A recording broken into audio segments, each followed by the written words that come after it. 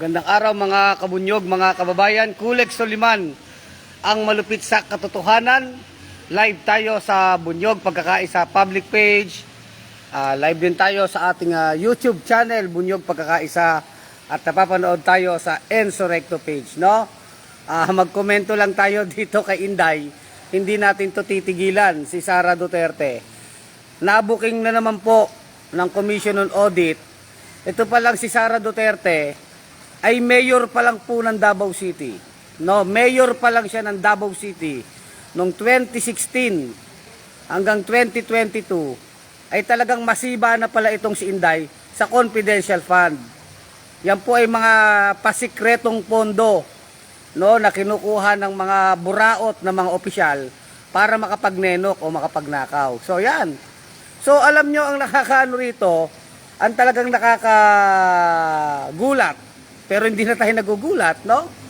Na ito pa lang si Sara Duterte, mayor pa lang po ito, ay pagkalaki-laki na ng confidential fund nito. In fact, ang confidential nito, daang-daang milyon.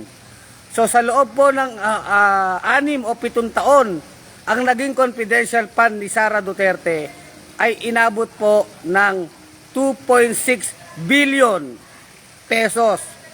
So, I think nagsimula ito 2016, binigyan siya ng 144 million confidential fund po yan ng Davao City na siya ang mayor, no? 144 million po yan.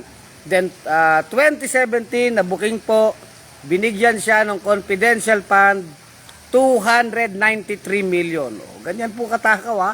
Mayor pa lang pala siya nun sa Davao, sanay na siya talaga dito sa pagkubra ng confidential fund.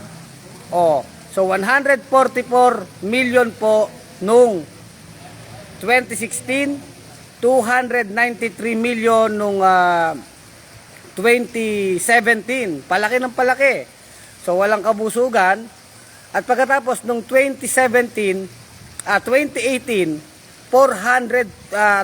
million na po ang ibinigay sa kanya. Napakatindi. 2016, 17, 2018. At mula 2019, 2020, 2021 at 2022, siya ay binigyan ng confidential fund na 460 million pesos taon-taon. Yun po yung inonote natin, ha. Taon-taon po siyang binigyan ng confidential fund na 460 million mula 2018, 19, 2020, 2021, 2022. So sa kabuuan, ang nakubra niyang confidential fund ay umaabot ng 2.697 billion pesos. Kulang-kulang 2.7 billion pesos po ang kanyang secret fund. So, mayor pa lang iyan. Ngayon, na-booking na po. At ito ay hindi fake news, mga kababayan. Yan po yung inaudit ng COA. Galing po ang datos sa Commission on Audit. So yung mga maka Duterte, maka Marcos, huwag kayong magagalit. Nagsasabi tayo ng totoo. Recorded po yan sa Commission on Audit. 2016 pa lang hanggang 2022, kulang-kulang 2.7 billion po ang confidential fund ni Inday. So nakita po natin ngayon, nabubuking na. So sinasabi, bakit di natin tinitigilan? Palabas po ng palabas ngayon ng mga impormasyon na nanggagaling mismo sa gobyerno, sa Commission on Audit, na talagang ito pala yung mga confidential fund ni Sara Duterte. O yan, di ba?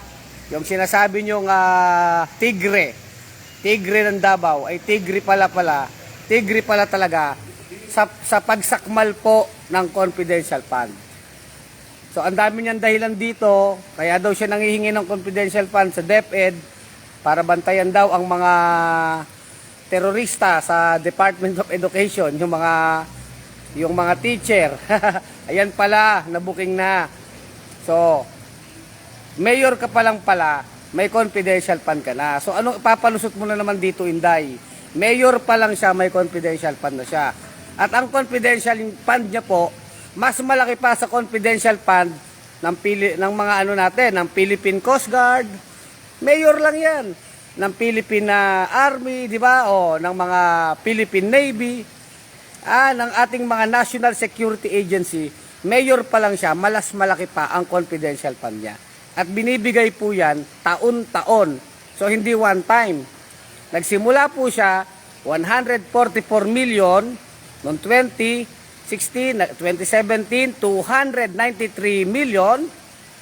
293 million, tapos naging 420 million. Pasarap buhay talaga, no? Talagang daang-daang milyon, tapos 2018 420 na.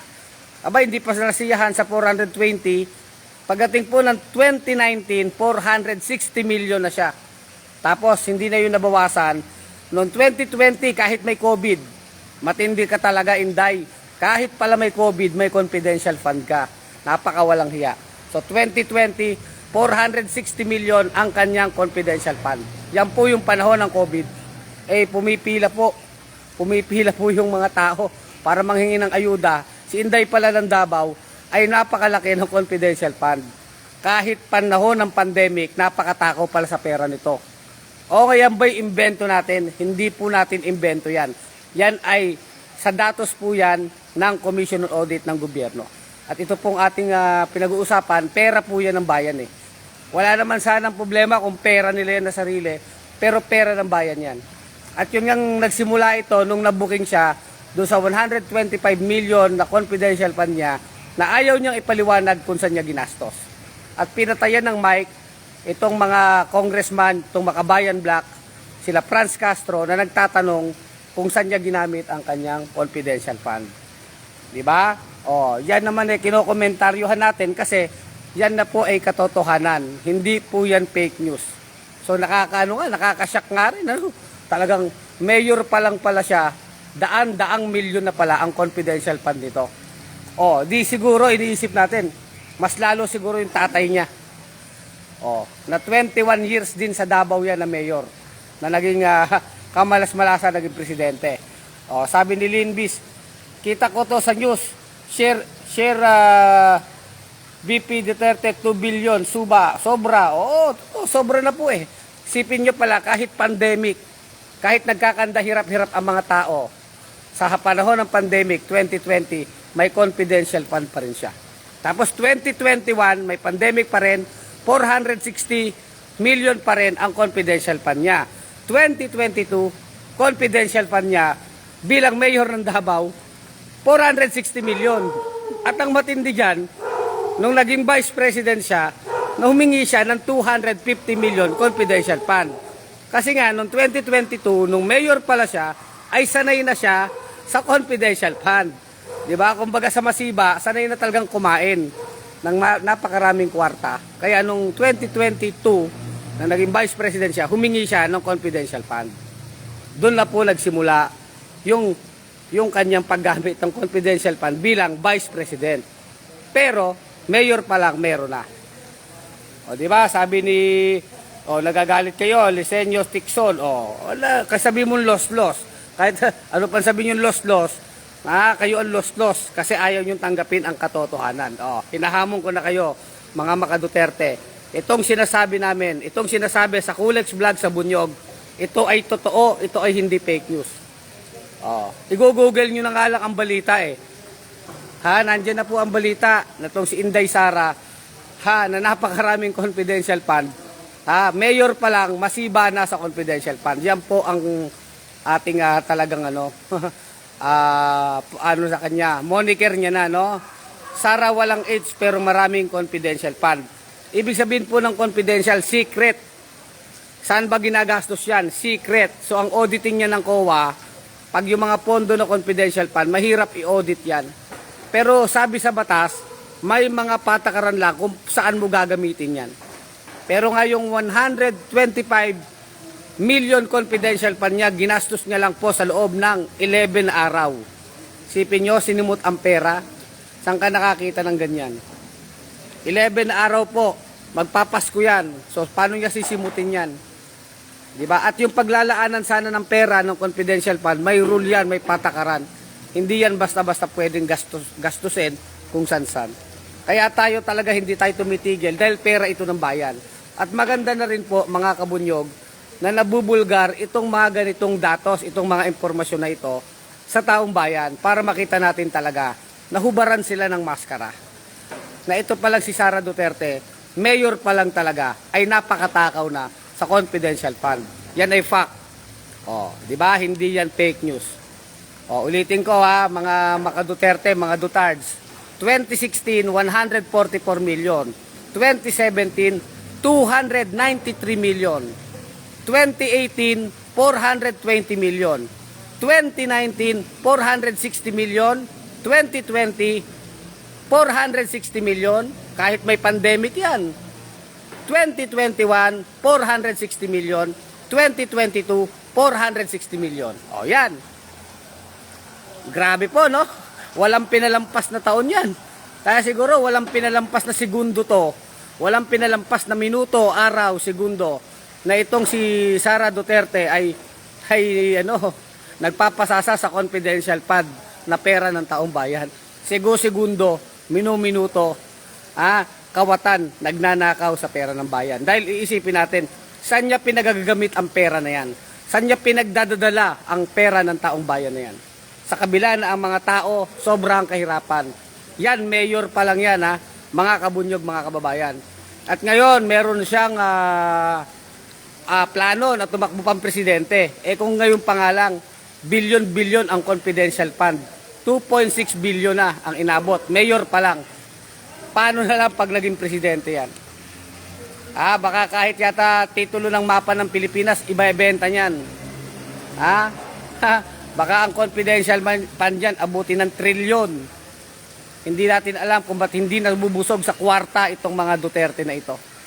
Tayo kasi sa totoo lang, nagsasabi lang naman talaga tayo ng totoo. Sana mga kababayan, magising na kayo. Yung panloloko ng mga Duterte sa bayan na sila daw ay mga totoong tao daw sila. Sila ay mga astangsiga kasi daw totoong tao. Naloko ang maraming Pilipino. Ginamit yung mga kahinaan ng Pilipino na magsuri. Na nakarelate yung masa sa kanila na sila ay makamasa. Hindi sila makamasa. Sila ay makakwarta. Makakwarta. At ang totoo, wala silang pakialam sa paghihirap ng taong bayan. Sapagkat iyan po ang patunay ng kanilang pagkasugapa sa pera. Recorded po yan sa Commission on Audit.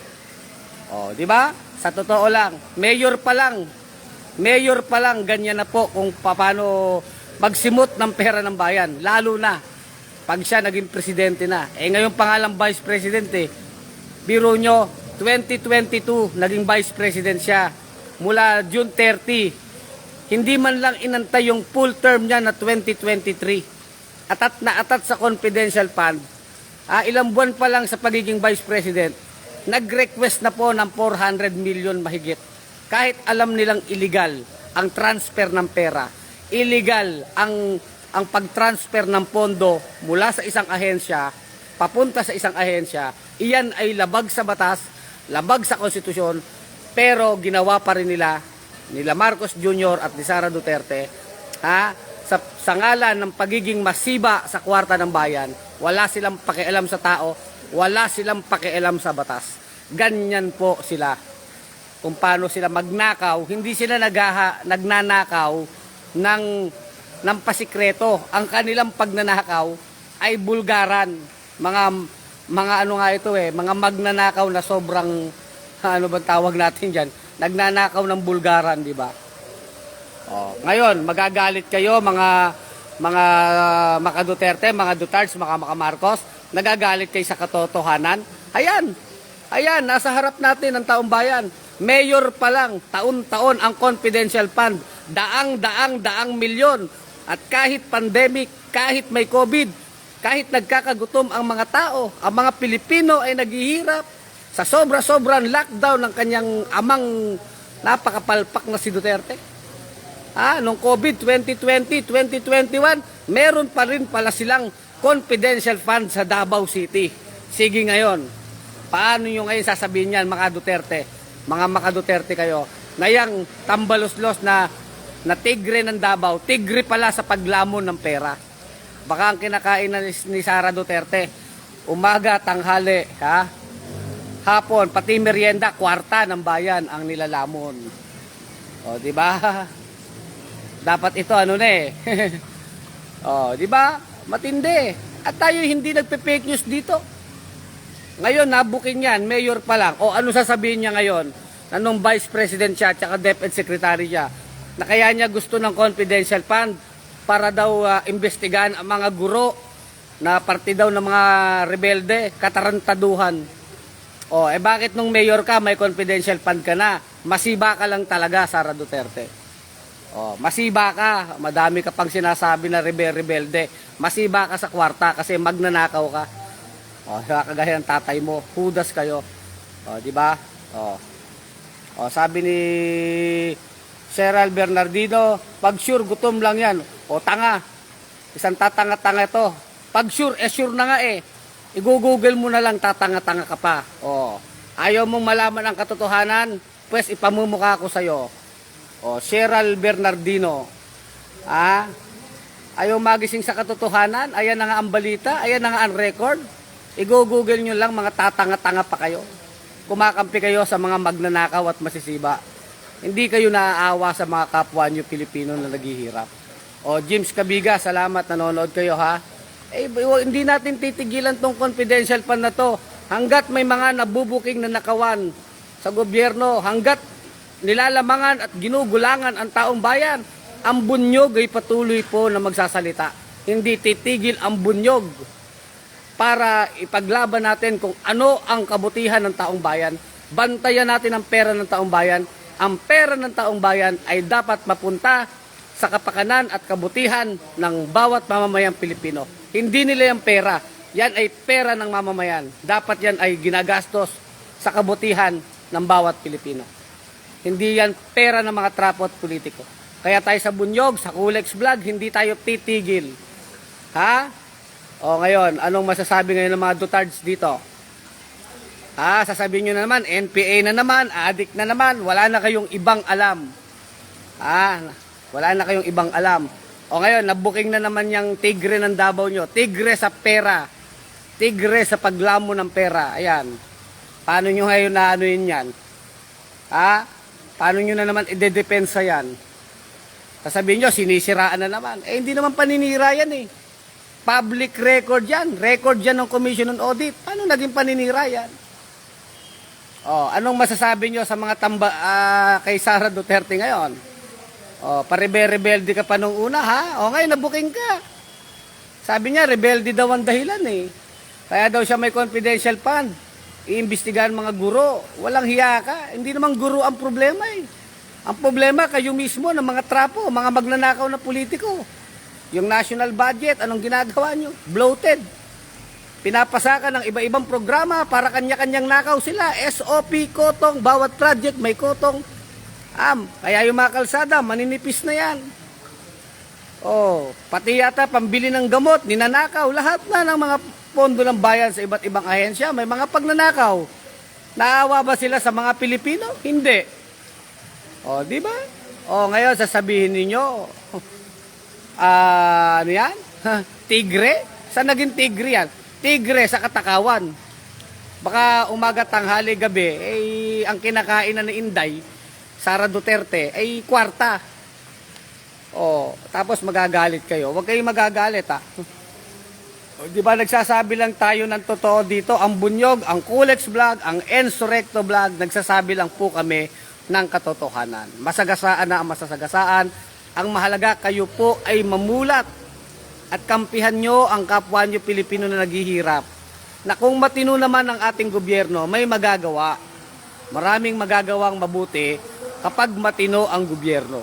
Kapag maayos at matapat ang gobyerno natin. Yun po yung inaangad ng Bunyog na maibigay sa Pilipino yung dapat. Di ba? Hindi tayo natutuwa na bilyon-bilyon ang pera ng gobyerno. Napupunta lang sa kanila. Baon na po tayo sa utang, 14 trillion. At yung bloated budget na yan, 5.7 trillion na budget for 2024. 2.4 trillion po dyan, uutangin na naman. Naiintindihan nyo ba yun mga kababayan ko? Mga pulangaw, mga dutards, naiintindihan nyo ba ang ibig sabihin nun? 2.4 trillion, uutangin na naman. Ano na naman ang ibig sabihin yan pag nangutang sila?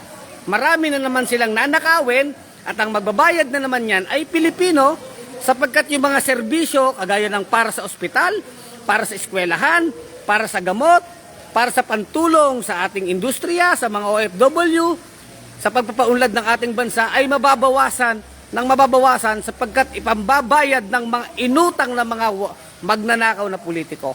Utang sila ng utang, tayo ang bayad ng bayad. Yan ang katotohanan ng ating bansa. Utang sila ng utang, nakaw sila ng nakaw, tayo po ang bayad ng bayad. Ang mga Pilipino hindi pa pinapanganak may utang na. 14 trillion ang utang. Tapos confidential fund, mayor ka pa lang. Mayor ka pa lang. 2.6 billion na ang confidential fund mo sa loob ng 6 na taon. 460 million taon-taon. Kahit pandemic po, hindi na pinatawad. Recorded yan sa COA. Kahit pandemic, hindi pinatawad ni Sara Duterte. Napakawalang hiya ng ginawa nyo sa sambayan ng Pilipino. Kahit si Satanas, mahihiya sa kanila eh. Baka kahit si Satanas, palayasin na sila sa impyerno. Sisipain ni Satanas kasi papalitan na si Satanas sa kawalang yan. Baka kahit si Satanas, matakot sa kanila. Ganyang kagahaman ang mga trapo at mga politiko na yan. Sama-sama na yan. Wala tayong kinakampihan sa mga trapo na yan. Marcos, Duterte, Arroyo, Estrada, Revilla, mga trapo, politiko, Arroyo, may mga kaso ng mga katiwalian. Di ba? Sa totoo lang naman tayo. Sabi ni Bet Peña, ok lang sa'yo na nakawin pera ng mga taxpayer, isa ka ba sa kurakot? Sabi niya kay Anggalit. Salamat Bet Peña. Ang daming nagano. Lucita Endaya El Nasin, watching from Italy. Salute. Salamat po Sama-sama tayo sa laban ng bayan. Tayo sa bunyog. Hindi tayo aatras sa laban. Connie Atienza, sobrang gahaman. Salamat Ma'am Connie Atienza, yung mga kabunyog sa Pampanga. Sila Marie Pink, sila Ma'am Wilma Suarez. Oldarico David, mga kabunyog natin sa Pampanga. Isang araw lang magkakasama tayo. No? Maraming salamat sa inyo, no? Mga kabunyog. No? Tama, Sir Kulek. Salamat Ma'am Connie Atienza ng Pampanga. Arado, Neri, strike anywhere. Ang inggit na hindi mo pikit ay nakakasira ng bait. Ang tatanga-tanga ang nasisiraan ng bait. Anong inggit? Ba't ka maiinggit sa magnanakaw? Ikaw ba naman strike anywhere ka? Ang tatanga-tanga ang masisiraan ng bait sa Pilipinas. Yun ang totoo. Paano ka maiinggit sa magnanakaw? Walang hiya ka. Hindi kinaiinggitan ang mga pagnanakaw, ang paggawa ng masama. Di ba? Yun. Sana magising ka na. Jasmine Celso, good evening kabunyog. Ambil Adal. Salamat po sa inyong mga komento. Sinugod na naman tayo ng mga pulangaw dito. Nagagalit na naman sila sa atin, di ba? Ba't galit na galit kayo sa katotohanan, Dahil na-booking na naman yung Inday Sara, yung Inday Sara poon nyo. Na-booking na naman ang Santa-Santita ninyo. Yun ang mahirap sa inyo eh. Pag nabubuking, ayaw nyo tanggapin yung katotohanan. Pag nagnanakaw, pinapalakpakan nyo. Anong klase kayong mga Pilipino? Pinapahamak nyo ang sarili nyong bayan, nandadamay pa kayo. Dahil pag tinotolerate nyo yung mga magnanakaw na yan, mga kawatan na yan, kasama kayo sa kasalanan. Dahil pinapayagan nyo na yung mga magnanakaw na yan ay pinapalakpakan at iniidolo nyo pa. Kayo ay kasapakat at kasabwat para maghirap ang kapwa nyo Pilipino. Dahil kumakampi kayo sa mga magnanakaw at mga sinungaling. Raul Silada, laban lang tayo mga kabunyog. Salamat Raul Silada Machona Norcio, hindi pa nakamumog at sa kasuklay. Wag mo nang pakialaman ang pagmumumog ko at pagsusuklay. Ang pakialaman mo, ang pagnanakaw ng mga trapo sa inang bayan. Yung mga magnanakaw ng pera ng bayan. Yan ang perwisyo. Suklay-suklay ka pa dyan? Suklayin mo muna yung utak mo. Dami mo sinasabi dyan. Mariachona Norcio. Suklay-suklay, mumog-mumog. Ginagawa niyong pilosopo. Mga kayo nonsense, di ba? I-shout out kita, Mariachona Norcio. Nag-comment ka pa, kabobohan naman, di ba? Wala ganyan kayo, para kayong mga bata. Dinadala nyo sa pilosopo, sa asaran. Hindi naman to asaran eh, hindi to kantsawan. Ito ay seryosong usapin ng bayan. Natutuwa ba kayo na binabawasan ang pondo sa ospital? Binabawasan ang pondo sa mga state university na libreng paaralan ng mga Pilipino, ng mga mahirap. Binabawasan nila ang pondo sa eskwelahan, sa mga ospital, sa mga serbisyo para sa tao. Tapos makikita mo, kinukurakot sa confidential fund, kinukurakot sa pork barrel ng mga congressman. Pinagtatanggol nyo pa yung mga magnanakaw. Hindi kayo, natutuwa ba kayo sa ganyang kalakaran? Tignan nyo mga ospital natin, eskwelahan natin, tignan nyo yung mga vendor o mga paghihirap ng ating mga kababayan. Kung matino ang gobyerno, matino ang pamahalaan, mas marami po ang magiging maginhawa. Kung maayos ang pamamahala ng ating pamahalaan. Oh, di ba? Oh, sabi ni Roland Lumas, oy, maraming alam to. Oy, marami kong alam, basta ang alam natin katotohanan. Benji Caberte Ruiz. Correct, salamat, Carbunyog Bench, oh, ng Cebu. Oh, Benji Caberte Ruiz, buti nanonood ka, no, Bench? Lipol Biloria, salamat, oh. Nabuking tong si Inday, ulitin lang natin, mayor pa lang po si Inday Duterte, ay nagkakamal na ng kwarta ng confidential fund, umabot po sa 2.6 billion pesos. Yan po ang katotohanan. No? Oh, pasensyahan na lang tayo, yan ang katotohanan, tanggapin nyo man yan o hindi, mga pulangaw, mga dutards. No? So hanggang dito na lang ang ating vlog. Muli, ito si Kulek Soliman, ang malupit sa katotohanan sa Bunyog Pagkakaisa public page, sa ating YouTube channel, Bunyog Pagkakaisa, at sa Enzo Recto page, yung mga nanonood sa Enzo Recto. Maraming salamat sa nag-send ng stars, no? 50 stars. Yung mga luwag-luwag po ay pwede pong mag-send ng stars, no? Yung mga nakakaluwag-luwag. Malaking tulong po yan sa Bunyog. Muli ito si Kulek Soliman, ang malupit sa katotohanan sa Bunyog Pagkakaisa public page. Tuloy ang laban.